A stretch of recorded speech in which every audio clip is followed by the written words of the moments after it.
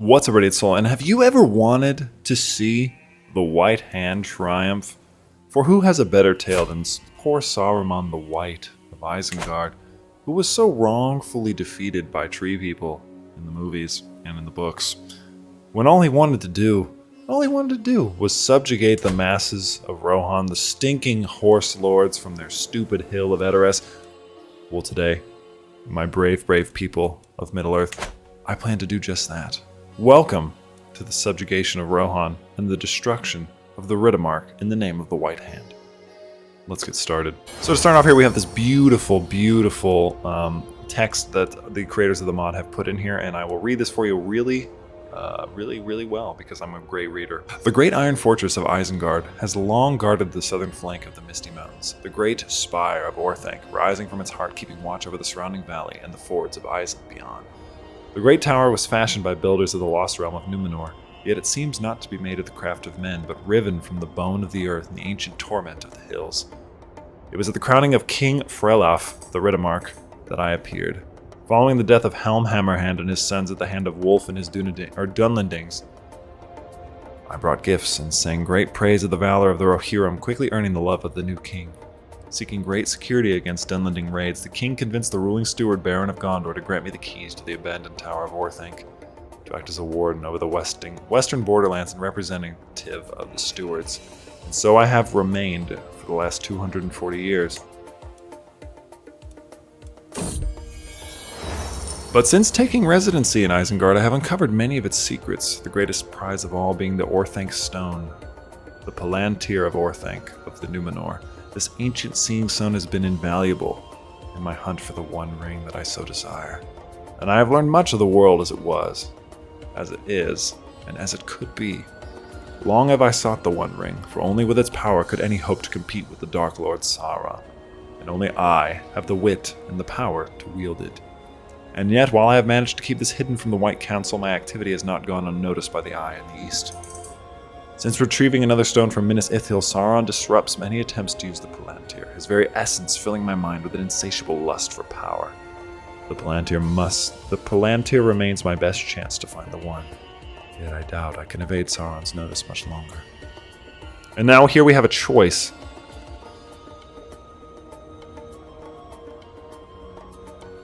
Ooh. This is interesting. I must find... This is more accurate. This was his goal. I must find the One Ring and bring order to Middle-earth. Ah. In the darkness of my throne room, the black cloth is lifted, and I reach out towards the crystal ball and command it to show me the One Ring. It respects my power and sweeps over the sites of the disasters of the Gladen Fields. A vision of wild marshlands appears, where I have searched ceaselessly to discover the ring. It is not there. I search further and am directed over Mirkwood to the Sea of Rune, where I observe the people of those lands, but someone else is watching me. He has found me. I perceive the form of a great eye, lidless and wreathed in flame. Within his fortress of Barad-dûr, the Dark Lord sees me. His reaching flames pierce through the Palantir and grasp me, seeking to infiltrate my mind and learn my designs. As the stone shows me Sauron's utter conquest of the east and the south, I realize that he does not yet know of my search for the One Ring. I must deceive him by feigning allegiance or match his will and fight for control of the Palantir.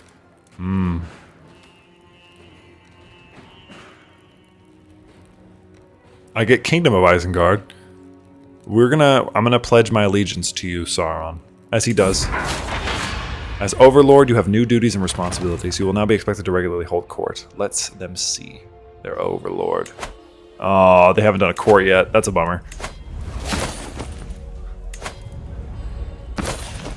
And then we have a little artifact. We have the Palantir. It'd be really cool if this was the inside of Orthanc. Obviously, they haven't added it yet, so we just have to deal with it as it is.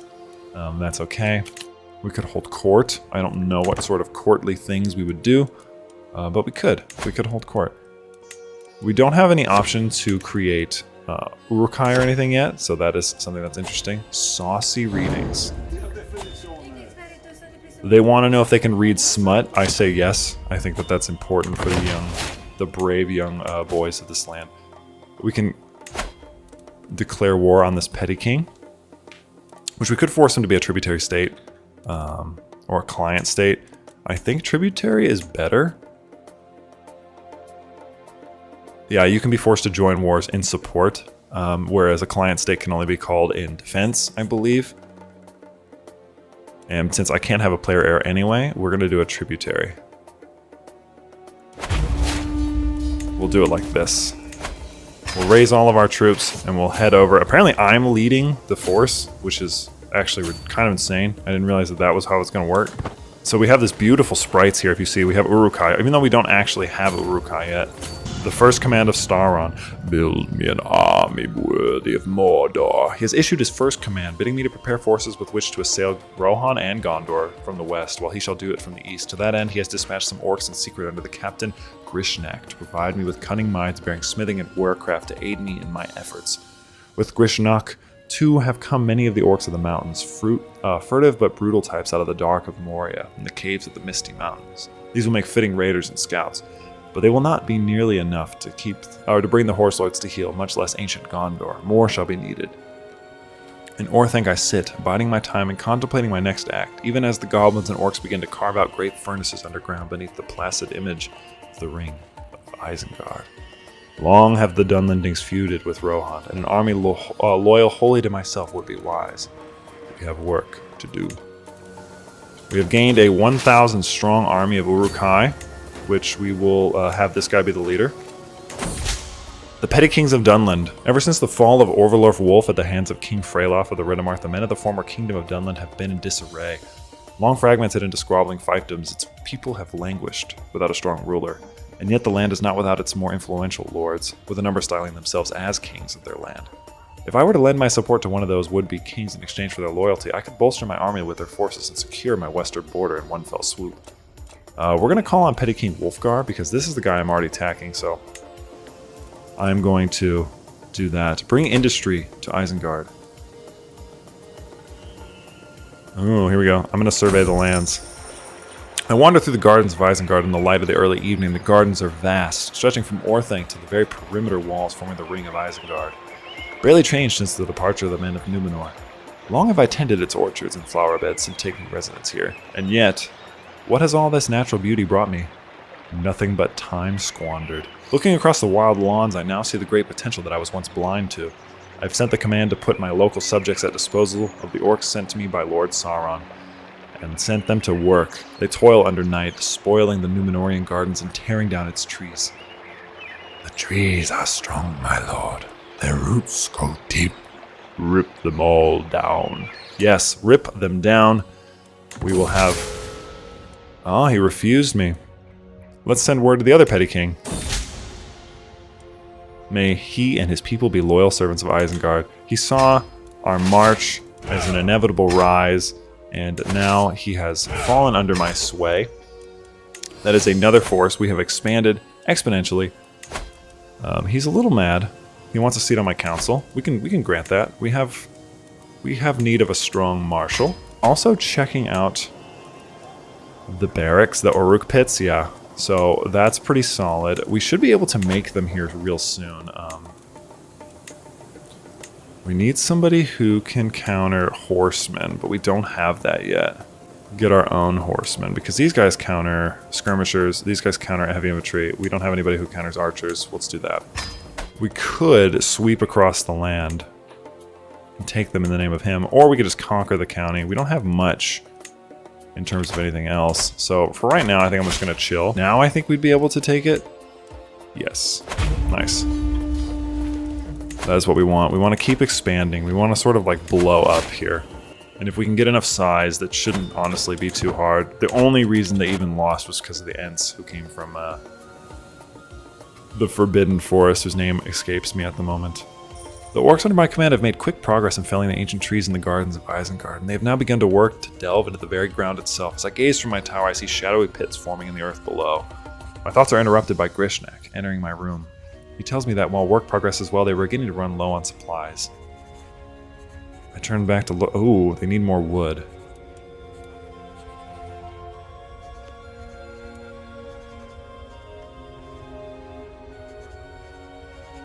Venture beyond the walls.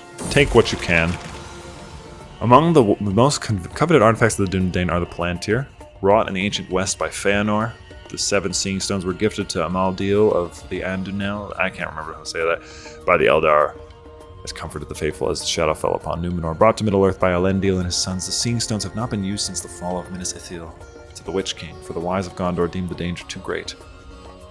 Should I? So they're dangerous stones. It is a boon to be used against the enemy. Pulled forward into the haze of the Palantir, I fly amongst the woods and over the river Anduin. Seeing all that wander and gather in the boundless forests, I perceive rangers on scouting missions gazing upon a tribe of roving Uruks. And as my foresight moves southward, I begin to understand the design of an incursion.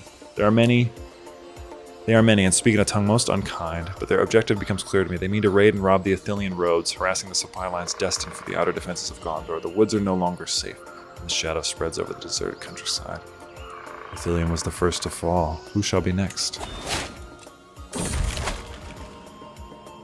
Oh, there's so many things. The Seeing Stone takes me south and east of the luscious lands of Gondor above the dry desert of foreign Abrakan. Caravans move along common footpaths. Half of these traders move southward to pay tribute to the Golden King, whilst half move northward to deliver to the Dark Lord himself. As I move ever closer to the capital of the Desert Kingdoms, something becomes clear to me. Their soldiers are mustering, and even scores of great scorpions gather in boundless war camps for a future offensive. Where they are going, however, remains a mystery, even to me. There are so many great dialogues here. You have scorpions? Oh man, the whites are so strong. The scorpions are ridiculous. They are ruled by the mystical Golden King. I have got a military focus. Let's get Bellum Justum, because we are going to war a lot, and that will decrease the cost significantly. As I break away from the Palantir, I feel both the urge to peer inside it once again and great belief that the mental ordeal is over. I cover it. I don't think I gained anything. I didn't gain any stress, though, which is good. There we go. Another one bites the dust, kids. We're going to increase county control, of course, and then convert faith. We'll do that. We want everybody to worship us as we deserve. I'm not even going to bother going that way. I'm going to go north and just keep conquering.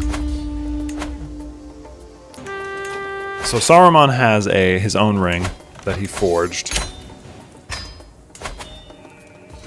Expand. Saruman has his own ring that he forged, and this is proof of his prowess, his desire to be the next Dark Lord. And then we also have this beautiful, beautiful staff that he has, which is also his, his sigil as the Ishtari. Now, what is the kingdom? The kingdom size. I'd like to see how big this has to be. We need 8 of the duchy or the counties. I'm just gonna swoop through, keep on taking them, and then we'll come back here when I'm done, and we'll be able to form up this kingdom and crown us a king as our ally. Ah, here we go. The very face of Isengard is transformed. The smell of scented flowers and the song of birds could be heard in its ancient gardens, now replaced with the smell of sweat, smoke, and industry. My orcs have done well. Long have they toiled down in the pits of their own creation, making it their wretched home. And as they begin to multiply underground, so too does the number of hands to further expand its depths. The majority of the local population have now moved beyond the walls and into the valley beyond, driven off by the vile conditions, and yet some have stayed, dwelling with the orcs, some by choice, some not. A new Isengard is rising, and this is just the beginning. So we have now gained Uruk-hai pits, which I don't know if that means we can actually use them now. But we'll definitely see here. I know we're going to be able to make Uruk-hai, but I'm just trying to get there. So be it. 2 titles can be created, and I believe this should give me yep, now we can crown him. Here we go. We are now a mighty overlord, which we now have the dominion of Isengard in this absolutely stunning kingdom under our control. There you go, kids. That is what we do. That is what we do. We're going to seize the petty kingdom, which because it's our de jure, and we're going to subjugate this lad here, because that is our right by law. There's no reason that these boys should be allowed to exist any longer. We are swallowing up the lands in the name of the Dominion of Isengard, and that is the way that the world should go. We are going to strike soon, strike true, and we are going to take them. Create the Uruk-hai of Isengard. I'm so excited. We've been waiting for this. With a growing population of orcs making their home in the newly dug pits around Isengard, my mind has been preoccupied with thoughts of these savage beasts. The orcs are a fearsome race, yet they suffer from many weaknesses. They shun the light of the sun, and their strength is in their numbers, not in the individual. After long study, I believe I have found a way to create something more. A new breed of the orcs, who can move at the speed under the sun, strong as a man and broad and tall. They shall be my fighting Uruk-hai, the army of Isengard. And now, they are perfected. As my Uruk-hai grow, my thoughts turn to their army and their training. In my mind are two paths for the core infantry of my new army. The first is to form traditional orc warbands with many spears and skirmishers. The latter, the more expensive option, is to have fewer but well-equipped swordsmen and pikes bearing heavy armor. I think they should be stronger.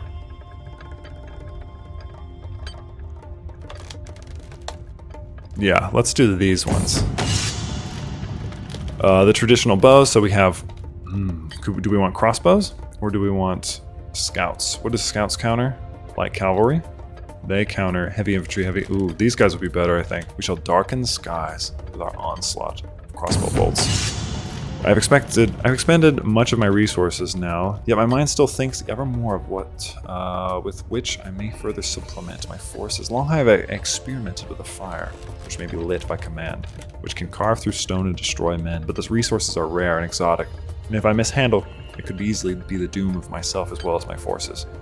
I could supplement my forces with ward riders as scouts and flankers in battle. Many a battle in history has been decided by the swift mobility of cavalry.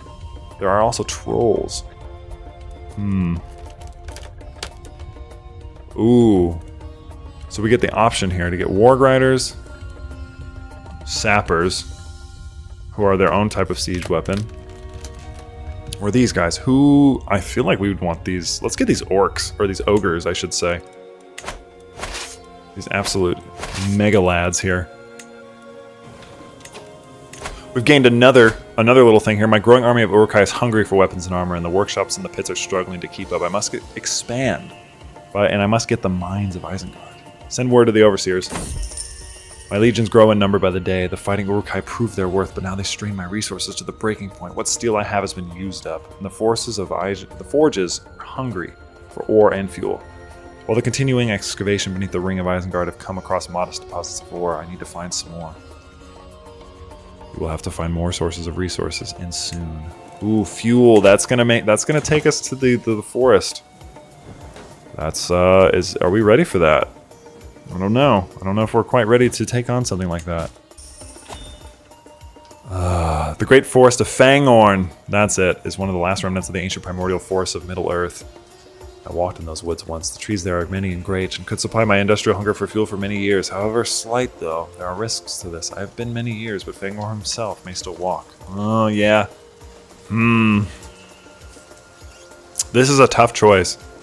I mean, we'll overwhelm them in numbers, so I'm going to seek fuel elsewhere. I'm not going to make the same mistake Saruman did by cutting down Fanghorn.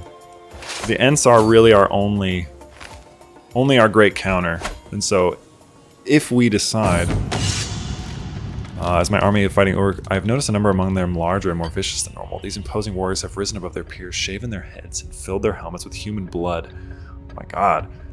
With fearless ferocity, they charged into battle wearing nothing but a loincloth and chainmail, wielding doubly bent swords ornamented with spikes to gut and maim any that dare stand against them.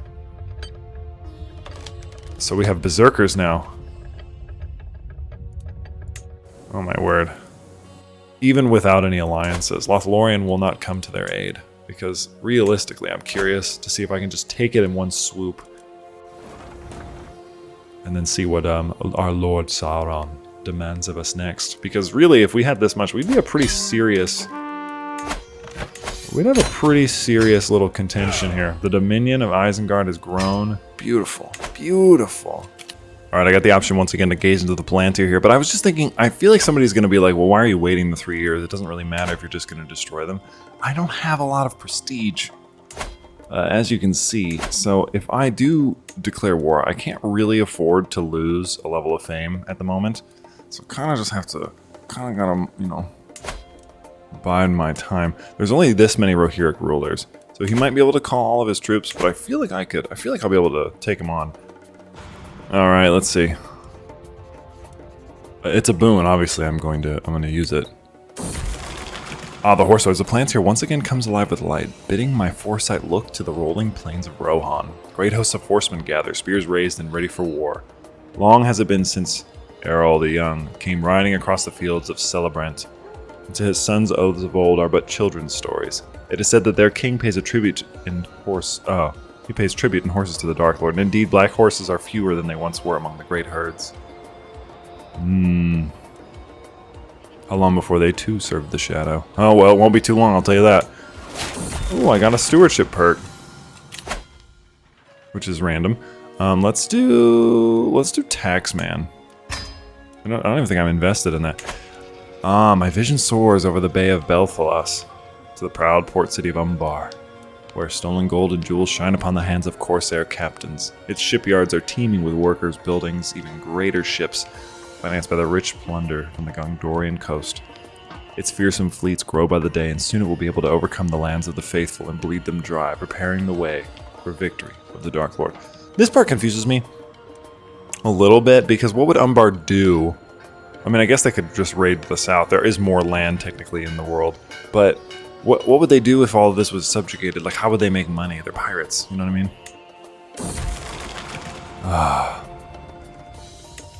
Okay, so we did it. It is perhaps not my place to question your strategy yet. I wonder why you allow the enemies of our faith to go on. Oh, right, that's true. That's true. Let's see here. Since they want me to fight them so badly, I will do it. I'll do it for you. There. Beautiful. I could vassalize him. I'll give him religious exemptions. How do you feel about that?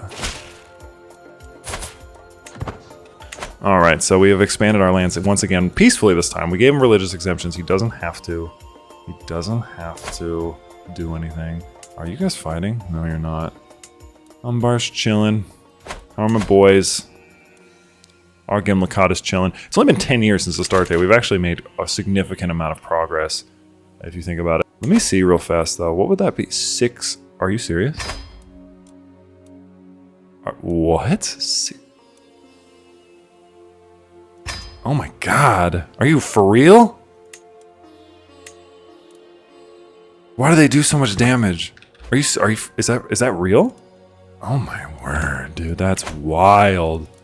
The Forges of Isengard, where once the orcs made homes in a wretched abode of mud and slit, has been reborn yet again. Now steel and stone are the cornerstones of the new Isengard, where wood is but the fuel for the flames of industry. From atop the Tower of Orthanc, I can now see my vision for a future of orderly steel and machinery playing out. Great pits of Isengard grow ever deeper. Oh. Nice. We gain charcoal fuel furnaces, which means we have even more money. So it's interesting. I feel like this one, just because I know this, I know this from experience with this mod. This Saruman and the Rohan and the Rohirrim have been around. I want to say the longest, as well as Gondor and Mordor, and it makes sense to me that they have so much. They have clearly put a lot of effort into just this one, so I'm not surprised. I'm gonna fast forward just a smidge. Now that we're getting some good money. Oh, we haven't done this. I will commune with the dark powers in my chamber at Orthanc. Yes. Whoa. Summon a being of darkness? Oh my god. These are cool. Forge Morgul weapons. Oh, you gotta spend draw forth dark vitality. Well, I don't need that. I mean, I'm already immortal. Oh, holding taxes would be bad. I think what we would want... Raise the dead.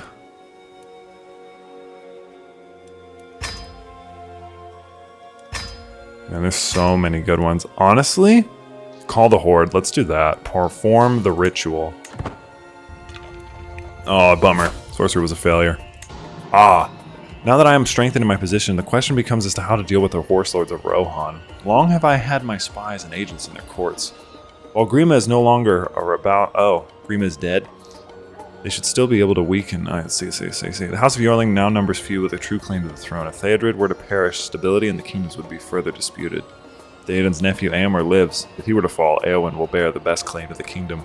Once wedded to her uncle's most loyal regent and Chancellor Grima, I can control the kingdom from the shadows. But such designs risks showing my hand and allowing my enemy time to respond. In open battle, even the forces I have mustered may yet fall before the Eords.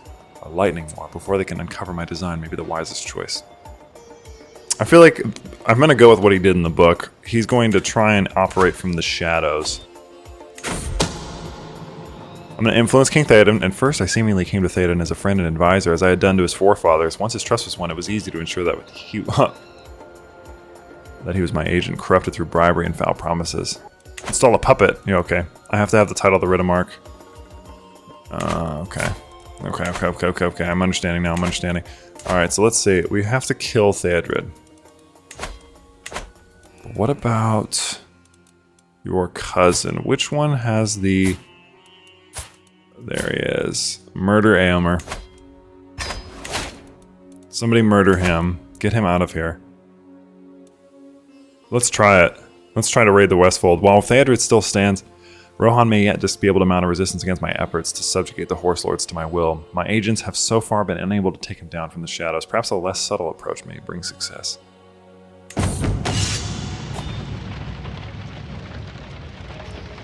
He's a valorous man, so we will draw him out by burning the villages. Let's see what happens. Ah, the death of Theodred. News has reached me from my agents in Rohan that Theodred has fallen at the hands of my Uruk-hai at the fords of Isen, and that he has succumbed to his wounds. The Horse Lords find themselves in a state of mourning, lost in their grief. Rohan is now weaker than ever, with an inept king and a lost heir. And yet Eowyn remains a thorn in my side. Grima has banished him from the realm, and word is that he seeks to gather support across the kingdom to form a resistance, such as it happens in the books. We need to get Marshal Eomer out of the way, and then we will be able to put in a puppet king on the throne of the Riddermark, and we may be able to just take it outright. And then what would I do? I'd have all of this under my domain. Would I then aim south for Mordor? Would I aim for, or not Mordor, Gondor? Or would I aim for Mordor? Would I dare to challenge the Dark Lord with my new strength? All right. A drink, a drink, a drink. He looks great. They made him look awesome. Yep. And so he fades. Eomer is dead, killed by a draught of, I'm going to say ale. Cheers, Marshal Eomer. All right, install a puppet. With Chaos Sown and Rohan and the Horse of Eorl are in tatters, the time has come for me to install a new ruler over the Horse Lords who wholly loyal to Isengard. An enemy subdued. With Chaos Sown and Rohan? Oh, that's what it just said. Let's see. Grima has served me well, the land is his. And now he is married to Eowyn the Fair. Complete the transformation. Alright, what is this? My army has proven itself on the battlefield armed with steel forges in the fiery pits of Isengard with such proof of the success of my development. Why should I not go further still and build a sprawling military-industrial complex under my feet worthy of a true Dark Lord? Oh man, a folly of delving deeper. I'm so curious. Are you telling me that I could run into like a Balrog? Are you saying that to me? That would be wild, dude. We could start swallowing up this territory as well if we really wanted to. I think I'm going to. I think I'm going to swallow these up. Because these are my de jure lands, so I'm going to do that. I wonder if can I declare war on both of you? Dude, can you really? I've never even noticed that you could do this. That's wild. Yeah, yes, I am doing 3 wars at the same time. I know that this is unprecedented on this channel. I've never done something so bold. Ooh. Okay, so we have the chance to become my own master or become friends of the Dark Lord. I feel like... Oh, I don't know. That's a tough one. I wish this wasn't being asked of me. I don't think I'd be able to take on Rohan by myself, though. Like, personally, I don't think none can resist the eye forever. Rally the troops. Will they come to my aid? Oh, Sauron joined the war. Look at that. Sauron is coming to assist me, defend me against these barbarians. I'm gonna call in my Holy Order as well, which I actually just remembered that I have, and I'm gonna send them south. Or yeah, Sauron's just gonna come in here and absolutely wreck these guys.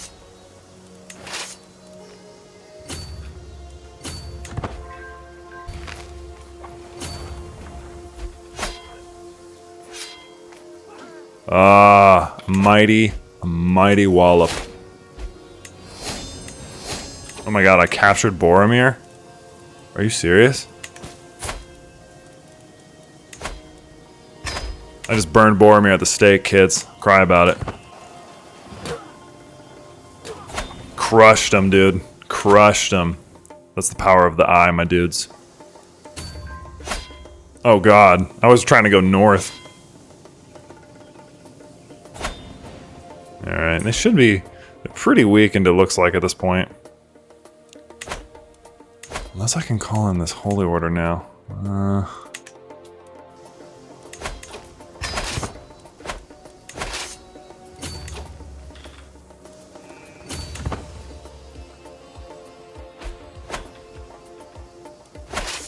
There we go.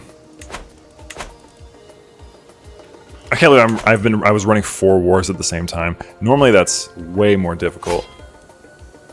We're holding our own too against them. Oh, okay. I was about to be like, never mind. No, we're not. Oh my dude, y'all are screwed. How much money are you gonna have to pay me when you lose this? 2,000 gold. I think that'll be it. Honestly, that'll be the might of Isengard. Will have held out against them, which means I can also just like. I can just make some stuff. Like I could make these dudes now. Take this. Once this is done. Oh, help me. Help me. Help me. Alright, good, thank God. Whew. Another one bites the dust, baby. Alright, boom. And what are you fighting? What are you fighting me for?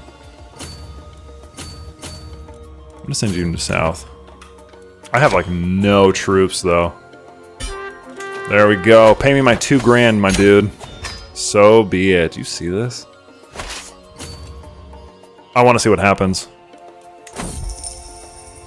Deeper, deeper. That is the command which I give to my servants, instructing them to continue expanding the great subterranean labyrinth which now spreads outward from Isengard, Orthanc, sitting at the center of a great spider web. Ever yet more forges, more barracks, more storehouses for plunder and goods. I ever desire to add more, to grow yet more. All of them interconnected, bound together into a seamless whole that churns forth men and materials with which I shall exert my will. Sauron's tower may reach higher than my own, but my foundations will stretch deeper than even the greatest strongholds of the dwarves. Some of my servants worry over their recent losses in the depths. Scouts and miners going missing in deep dark. But such losses are of small import for the greater good we are achieving here. The grand design here we are fulfilling deeper.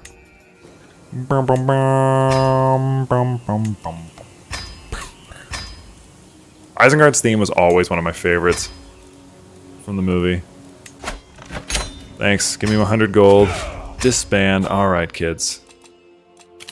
All right. Okay, let's take a. Let's look at our. Let's assess here. I really need to replenish my troops, otherwise I would definitely join Mordor's conquest. They're fighting for the Kingdom of Lothlorien. I thought they were fighting for Gondor itself. Because if that was the case, I would absolutely join in on that. Oh no. It made itself known with a terrible screech which shook the entirety of Isengard. Even up on the surface it could be heard, and many cringed in terror at the mere sound of it. Yet I am no mere mortal, but the greatest of the Istari, one of the wise. In the depths I found it, tearing through my troops as if they were wet paper. Many a forge already destroyed and bent asunder. It is a strange beast, and I am unable to make out its finer details. It seems to be writhing shadow, full of anger, lifting high my staff. I let my voice ring out, I am Saruman, the Lord of Isengard. This land is my dominion. And I shall abide no other, I think is what I'm going to do. Let's see. No. It is too much. The great beast skulking in the shadows with speed and might tears through the entirety of my long-labored subterranean realm. Everything is unmade. Tunnels collapsing. Your servants slaughtered. Forges rest asunder and steel broken like trees in a storm. Only when it reaches the daylight does it finally relent, releasing a terrible keening cry. Fleeing from the light into the black depths once more. In its wake there's nothing but despair and loss. It is proven decisively. Whoever rules Isengard on the surface, there is another master in its underground. I lost an eye, I lost a leg, and now I've lost the means of production. Don't really know what to do at this point. Let's just conquer. I think that's the only ones who worship that. So yeah, I'm gonna do a holy war for their kingdom while they're weak. I think once I smash Lothlorien, I would feel pretty satisfied. All right. He's joined the war in the defense of his client state. Oh dear.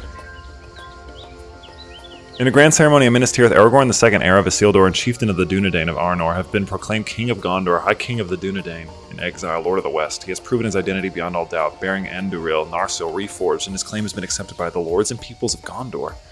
In his youth he was Thorongil, the Eagle of the Star, and in Gondor and Rohan alike the name served with valor and distinction. The people of Gondor have not forgotten their great captain, now returned at an hour unexpected, and their joy is bright as the sun is summer. It is a happening unlooked for by the peoples of the south. The line of Isildur long ago seemed dead and gone, yet already a change in the winds can be felt. A people's will ringing upon the waves and silver trumpets proclaiming their defiance. Gondor, long lethargic, stirs from its stupor and seems to be regaining its long fading strength. Gondor's allies rejoice, while those that are set against the Dunedain have seized with great terror and despair, foreseeing in the return of the king their doom. Oh, there he is. I've actually never seen Aragorn in this mod. Wow, he looks pretty solid. Wow, that's a lot of insubordination that we're gonna have to beat back.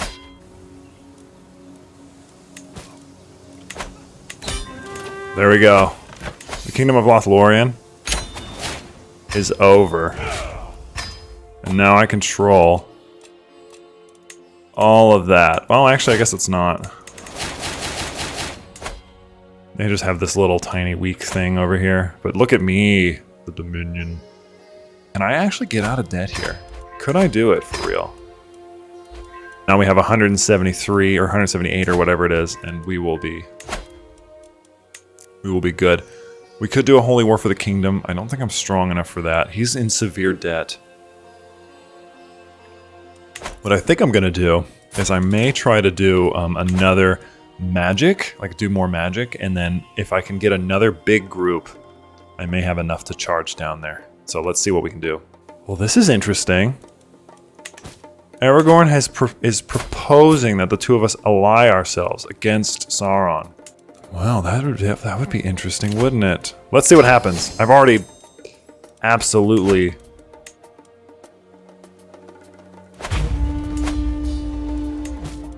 lost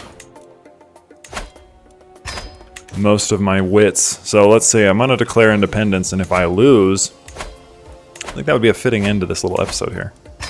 I have to call all of my men now. Uh-oh, uh-oh, uh-oh. Oh no! Well, it appears that my immense hubris was my downfall. So, rather than make you watch me suffer and collapse, how much would I have to pay him? He imprisons me? Oh my god, yeah. I have fallen under the dominion of Mordor, and there I will remain as a prisoner from here until the end of days. So that is it for this one. I was unable to break away and create my own superpower. And there you have it. I have been imprisoned, and I have proven myself unworthy of fighting against Sauron. I will not be able to, fall from out of his dominion anytime soon. So that's going to be it for this one. Thank you guys so much for watching. As always, I'm Sol. This has been a Lord of the Rings Realms in Exile video, and I hope to see you in the next one, where hopefully I don't fail so catastrophically.